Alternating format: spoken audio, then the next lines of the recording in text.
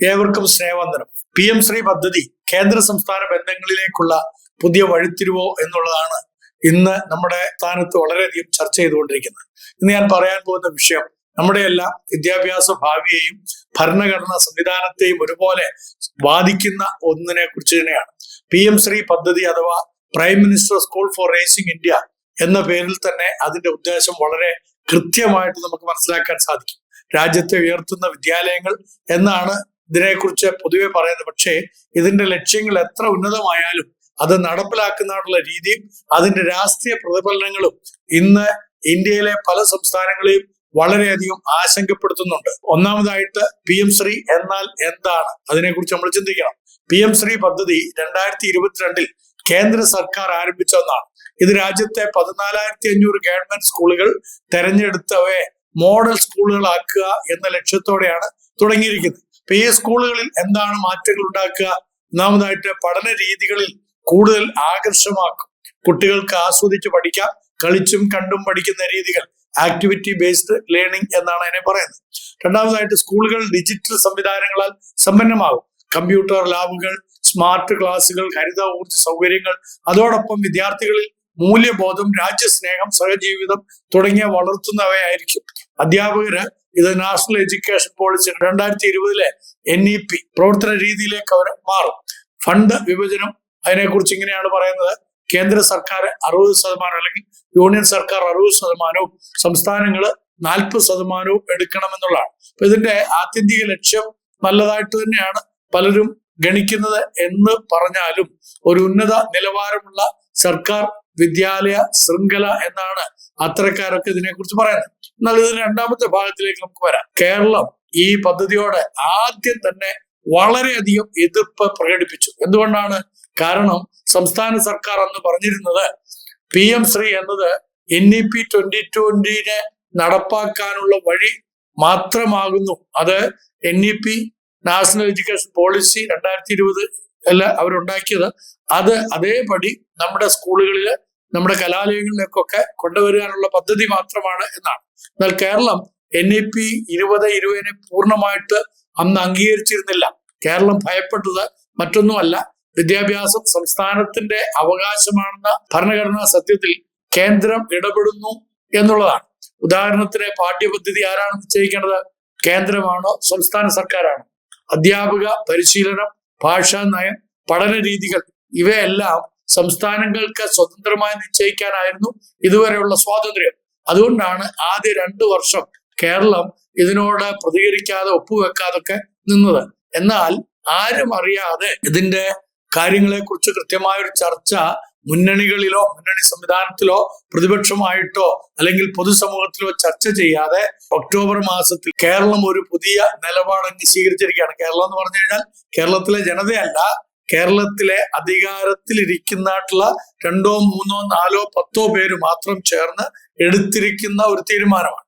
ആ പുതിയ നിലപാട് അവർ സ്വീകരിച്ചപ്പോൾ അവർ പറയുന്നത് നമുക്ക് പദ്ധതിയിൽ പങ്കെടുക്കാം, പക്ഷേ നമ്മുടെ നയം നിലനിർത്താം. ഒരിക്കലും സാധ്യമാകാത്ത സ്വപ്നങ്ങളാണ്, ഒരിക്കലും നിവൃത്തി വരാത്ത സ്വപ്നം കണ്ടുകൊണ്ടാണ് നമ്മുടെ സിനിമാ നടന്മാർ പണ്ട് പറഞ്ഞ അതേ പേരുകൾ വിളിച്ചുകൊണ്ട് വേണമെങ്കിൽ പറയാവുന്നതേ ഉള്ളൂ.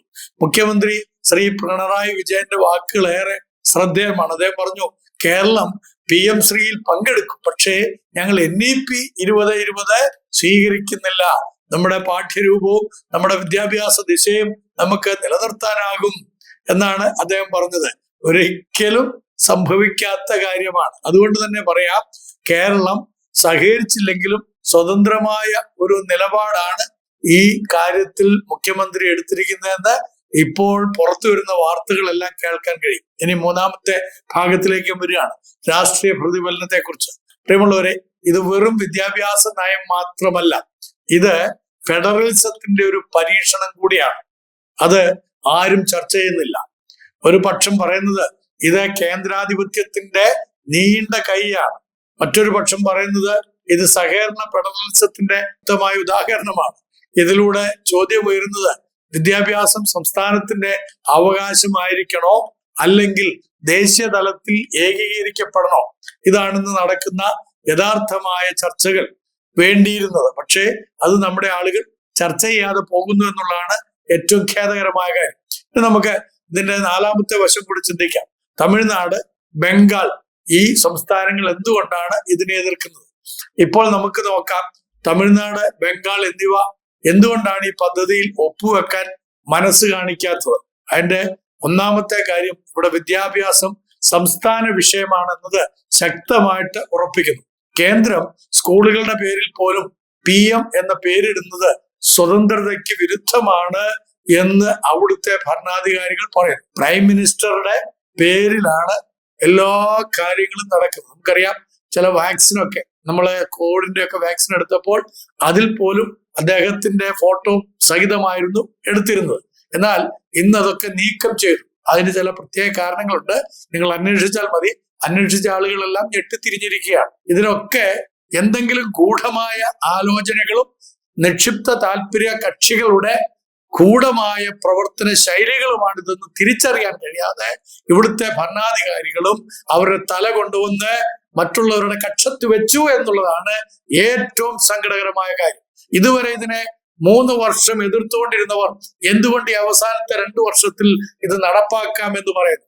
അതിനെക്കുറിച്ച് പരസ്യമായി ഇവിടുത്തെ ബഹുമാനപ്പെട്ട മുഖ്യമന്ത്രിയോ എഡ്യൂക്കേഷൻ മിനിസ്റ്ററോ അല്ലെങ്കിൽ ഉന്നത വിദ്യാഭ്യാസ വകുപ്പ് മന്ത്രി ശ്രീമതി ബിന്ദുവോ ഇതിനെക്കുറിച്ച് ഇവിടെ ഒരു ചർച്ച നടത്താൻ തയ്യാറായിട്ടില്ല. അവരിതിനെക്കുറിച്ച് പരസ്യമായി പറയാൻ ഭയപ്പെടുന്നു. എന്തുകൊണ്ട്? ഇതിലെന്തോ ഗൂഢമായ ലക്ഷ്യമുണ്ട് എന്നുള്ളത് അവർക്ക് ഇപ്പോൾ പിടികിട്ടിയിരിക്കുന്നു. പക്ഷേ നമ്മൾ വിഡ്ഢികളാണെന്നാണ് ഈ ഭുങ്കുവന്മാരുടെയൊക്കെ വിചാരം. അത് തെറ്റാണ് കേട്ടോ. കാരണം ഇത് നമ്മുടെ രാജ്യത്തെ മുഴുവനായി ബാധിക്കുന്ന, നമ്മുടെ സംസ്ഥാനത്തെ മുഴുവനായി ബാധിക്കുന്ന, വരുന്ന തലമുറയെ പോലും വിഷലിപ്തമാക്കുന്ന ഒരു നയമാണെന്നുള്ളത് നിങ്ങൾ വളരെ വൈകിട്ടാണെങ്കിലും മനസ്സിലാക്കുന്നത് നന്നായിരിക്കും. ഞാനിത് പറയുന്നത് നമ്മുടെ രാജ്യത്ത് നടമാടിക്കൊണ്ടിരിക്കുന്ന ഇപ്പോഴത്തെ ഭരണ സംവിധാനത്തിൽ ഉണ്ടാകുന്ന ഒരുപാട് നയവ്യതിയാനങ്ങൾ, അത് ഇവിടെ ഒന്നാമത് ചേരിതിരിവുകൾ ഉണ്ടാക്കി എന്നുള്ളതാണ്. ഇവിടെ ചേരിതിരിവുകൾ ഉണ്ടാക്കി കഴിഞ്ഞു.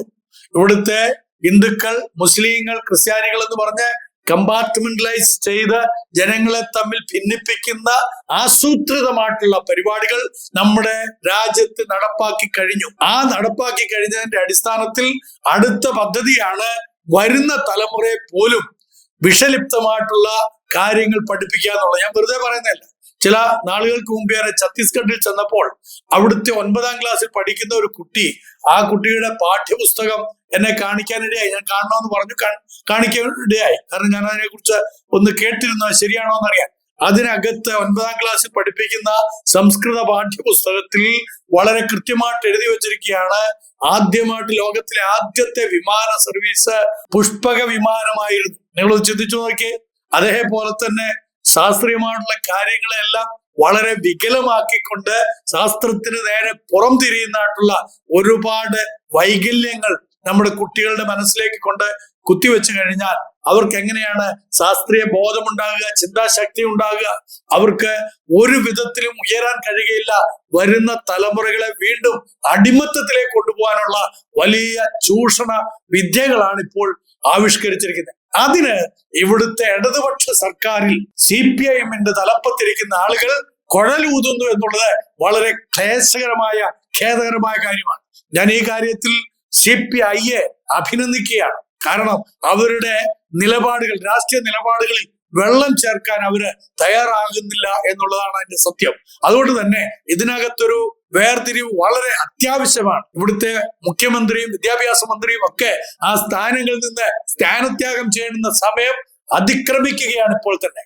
നിങ്ങൾ ചിന്തിച്ചു കൊള്ളണം, നിങ്ങൾ ചെയ്ത് ശരിയാണോ? ഒരു ഭാവി തലമുറയെ വഞ്ചനയിലേക്ക് നിങ്ങൾ തള്ളിവിടുകയല്ലേ ചെയ്തത്? ഞാനിത് ഇത്ര രൂക്ഷമായി പറയുന്നതിന്റെ പ്രധാനപ്പെട്ട കാര്യം, എനിക്ക് ബഹുമാനപ്പെട്ട മുഖ്യമന്ത്രിയോട് ഇഷ്ടമുണ്ട്, ഒക്കെ ശരിയാണ്. പക്ഷേ ഈ ചതിയിൽ നിങ്ങൾ വീണ് കിടക്കുകയാണ്. ഈ കുരുക്കിൽ നിന്ന് നിങ്ങൾക്ക് എഴുന്നേറ്റ് പറയാൻ പറ്റുകയില്ല. പണ്ട് കരിമ്പടക്കട്ടിനെ പിടിച്ച ഒരു കഥ നിങ്ങൾ ഓർക്കുന്നില്ലേ? പിടി വിട്ടിട്ടും വിടാൻ കഴിയാത്ത പിടിയിലേക്ക് പോയതുപോലെ ആ അവസ്ഥയിലേക്കാണ് ബഹുമാനപ്പെട്ട മുഖ്യമന്ത്രിയും വിദ്യാഭ്യാസ വകുപ്പ് മന്ത്രിയും ഈ കേരളത്തെ കൊണ്ടെത്തിച്ച ചിന്താശക്തിയുള്ള, ചിന്താശീലരായിരുന്ന ഒരു തലമുറയെ ഇല്ലാതാക്കാനുള്ള നിങ്ങളുടെ വ്യാമോഹം അത് ചുരുട്ടി നിങ്ങളുടെ ഓഫീസുകളിൽ വെച്ചാൽ മതി എന്ന് സാധാരണക്കാർ പറയാൻ തുടങ്ങിയിരിക്കുന്നു. ഇവിടുത്തെ സഖാക്കൾ തന്നെ അതിനെതിരെ പ്രതികരിക്കുന്നു. വളരെ നല്ലത്. CPI വളരെ ശക്തമായതിനെതിരെ പ്രതികരിക്കുന്നു. നിങ്ങൾക്കൊരു ബിഗ് സല്യൂട്ട്, ഒരു റെഡ് സല്യൂട്ട് തരികയാണ്. നിങ്ങൾ ഓർക്കണം, ഈ വിദ്യാഭ്യാസ പദ്ധതി ഇവിടെ 200 കോടി രൂപയ്ക്ക് വേണ്ടിയിട്ട് നിങ്ങൾ ഈ സംസ്ഥാനത്തെ ഒറ്റുകൊടുത്തിരിക്കുകയാണ്. ഇത് നിങ്ങൾക്കുണ്ടാക്കാൻ പോകുന്ന ദുരന്തം, സഖാക്കളെ, ഇത് ഭയങ്കരമായിട്ടുള്ള ദുരന്തമായിരിക്കും എന്നുള്ളത് ഞാൻ മുന്നമേ കൂട്ടി നിങ്ങളോട് പറയട്ടെ. ഇതിനെതിരെ നിൽക്കുവാൻ തക്കവണ്ണം ഇവിടുത്തെ എല്ലാ ജനങ്ങളും, പൊതുജനങ്ങൾ ഒറ്റക്കെട്ടായിട്ട് തന്നെ ഇതിനെതിരെ ശബ്ദിക്കണം, ഉച്ചത്തിൽ സംസാരിക്കണം, ചർച്ച ചെയ്യണം, ഇതിന്റെ ചതികളെ മനസ്സിലാക്കണം. ശരിയായ രീതിയിലുള്ള കാര്യങ്ങളാണെങ്കിൽ നമുക്ക് അംഗീകരിക്കാവുന്നുള്ളൂ, ഒരു തടസ്സവുമില്ല എന്ന് ഓർപ്പിക്കുന്നു. നിങ്ങൾക്ക് ഇത് മനസ്സിലായെങ്കിൽ തീർച്ചയായിട്ടും ഇത് സഖാക്കളുടെ കരങ്ങളിൽ എത്തുന്നിടം വരെ ഫോർവേഡ് ചെയ്യണമേ എന്ന് ഓർപ്പിച്ചുകൊണ്ട് നിങ്ങളുടെ സ്വന്തം തേക്കടിലച്ചൻ.